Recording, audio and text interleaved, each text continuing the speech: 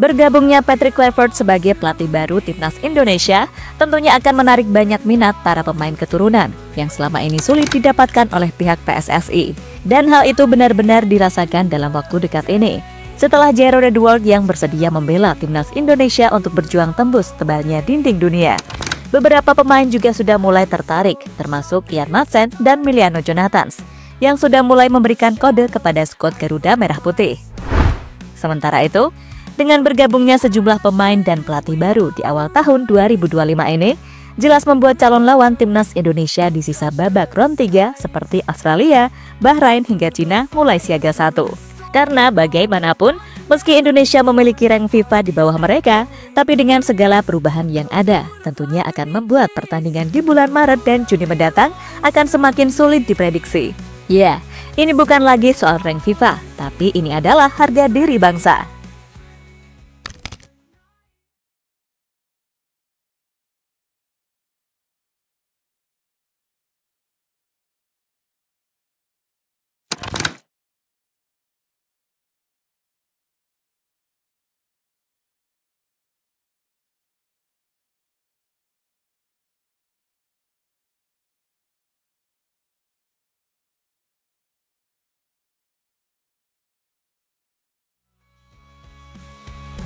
Peluang untuk lolos ke Piala Dunia 2026 sejatinya masih terbuka sangat lebar.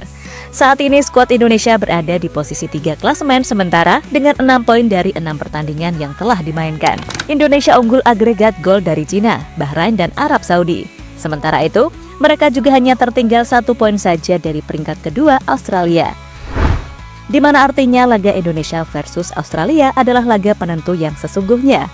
Karena jika Indonesia bisa mencuri poin dari Australia, maka peluang Indonesia untuk lolos ke Piala Dunia 2026 makin terbuka sangat lebar.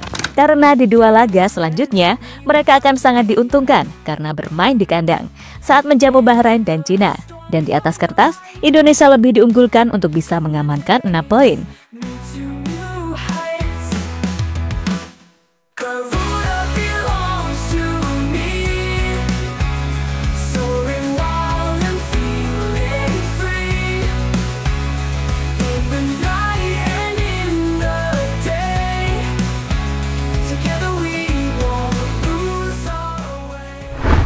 Apalagi di awal tahun 2025 ini, Indonesia seolah tak henti-hentinya untuk membuat kejutan-kejutan tak terduga. Seperti terbaru, saat PSSI secara mengejutkan menghentikan Sintayong sebagai pelatih kepala timnas Indonesia dan menggantikannya dengan Patrick Kluivert. Bahkan menurut sejumlah laporan, Patrick Kluivert akan memiliki 3 asisten yang bisa dibilang punya track record yang sangat apik di Liga Belanda. Salah satunya ya Alex Pastoor itu, bahkan dirinya dijuluki sebagai El Profesor karena kecerdikannya dalam meracik strategi. Dan dia juga menjadi pelatih spesialis untuk membawa tim promosi ke Eredivisie atau kasta tertinggi Liga Belanda. Kemudian Alex Pastoor juga pernah melatih beberapa pemain top dalam karirnya. Salah satunya adalah Denzel Dumfries yang kini bermain untuk Inter Milan. Ya, Dumfries tercatat memainkan 70 laga di bawah kendali Pastoor saat masih membela Sparta Rotterdam. Selain Dumfries, diketahui Pastoor juga pernah melatih nama-nama yang sudah tidak asing bagi fans sepak bola Indonesia. Sebab pria 58 tahun itu pernah melatih 2 mantan pemain Bali United, Nick van der Velden dan Melvin Palce. Bahkan saat dipercaya jadi caretaker di AS Alkmaar, Pastoor tercatat 2 kali memainkan Tom Hay. Kemudian selain Pastoor, ada pun Danny Lanzat yang juga akan bertugas sebagai asisten pelatih Kluivert. Nah, semasa masih aktif bermain, Lanzat terhitung memiliki cap sebanyak 38 kali bersama timnas Belanda senior. Yang menarik dari sosoknya, ternyata Danny Lanzat tidak kekurangan inspirasi dalam bidang kepelatihan. Sebab saat masih berkarir sebagai pemain di Ajax, AS Alkmaar, dan Feyenoord, ia berada di bawah bimbingan pelatih-pelatih top seperti Louis van Gaal, Ko Adriaans, dan Bert van Marwijk. Meskipun karir kepelatihannya lebih sering menjadi asisten, namun bisa dibilang levelnya nggak main-main.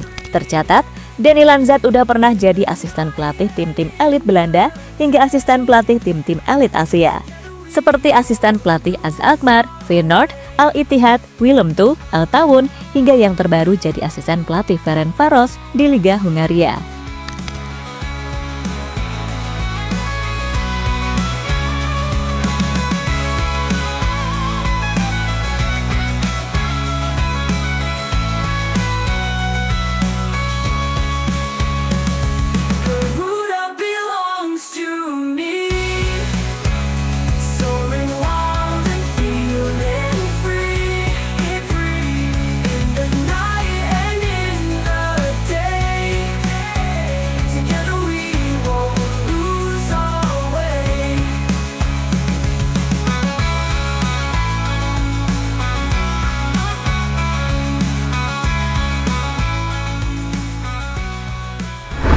Cina, Australia, Bahrain mulai waspada.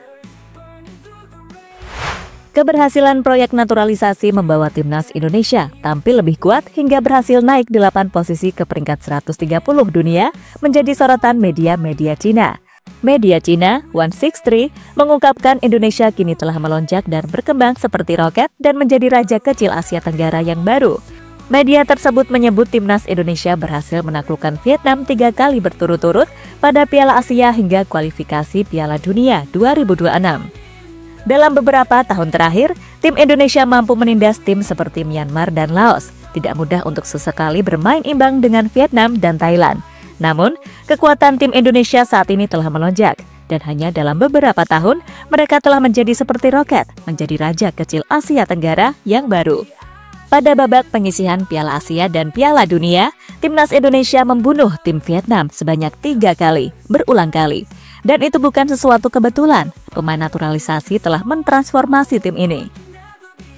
Dalam kemenangan 3-0 atas Vietnam baru-baru ini, tim Indonesia memiliki 6 pemain naturalisasi di starting 11, yang sebagian besar berasal dari Liga Papan Atas Eropa, seperti Eredivisie, Belgia, dan Serie B.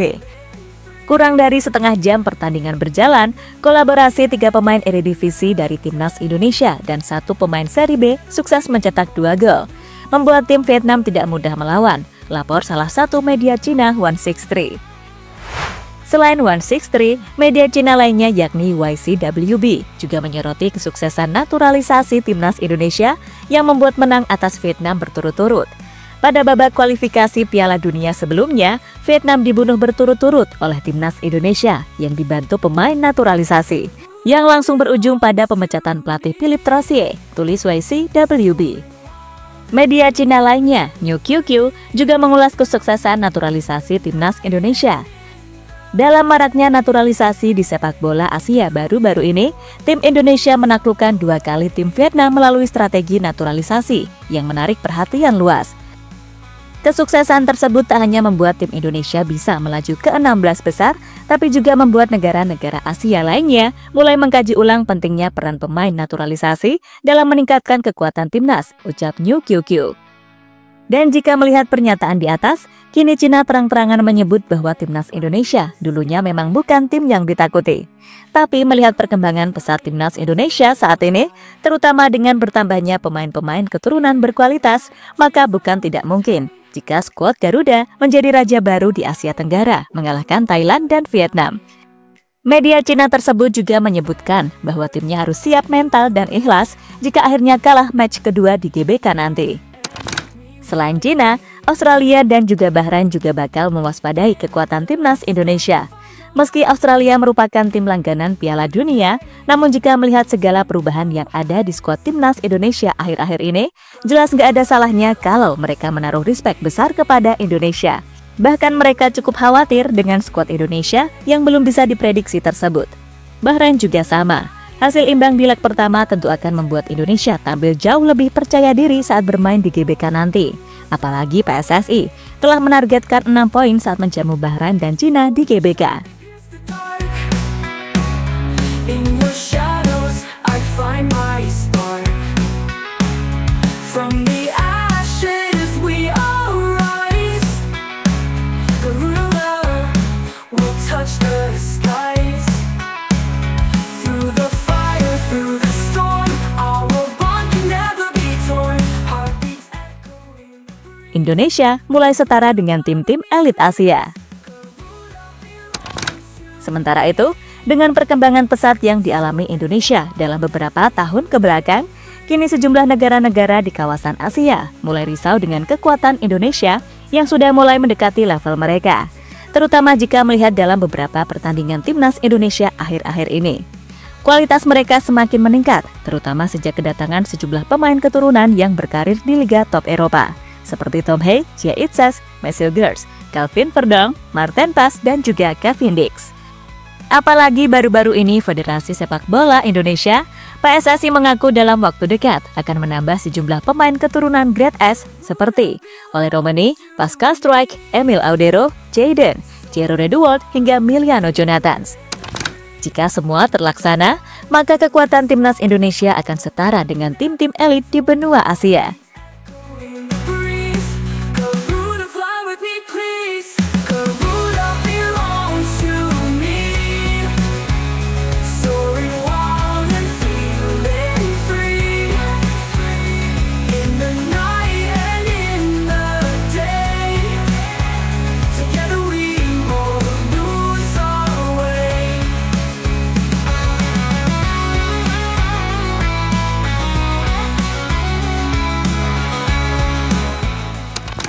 Dan terlepas dari apapun, semoga Patrick Kluivert bisa membawa timnas Garuda terbang jauh lebih tinggi.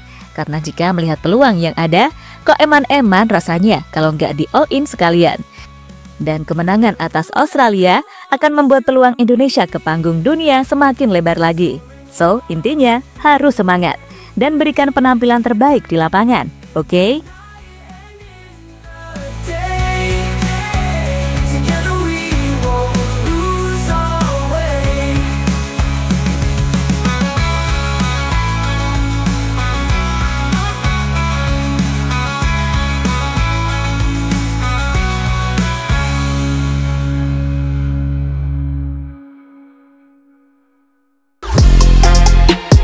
Halo, izin iklan sebentar ya guys. Jadikan ruangmu bernuansa timnas. Temukan beragam poster dinding, sepak bola dan timnas dengan desain menawan, kualitas premium dan harga yang tidak akan menguras kantong. Segera klik link Shopee di deskripsi video ini dan dukung timnas dengan sepenuh hati.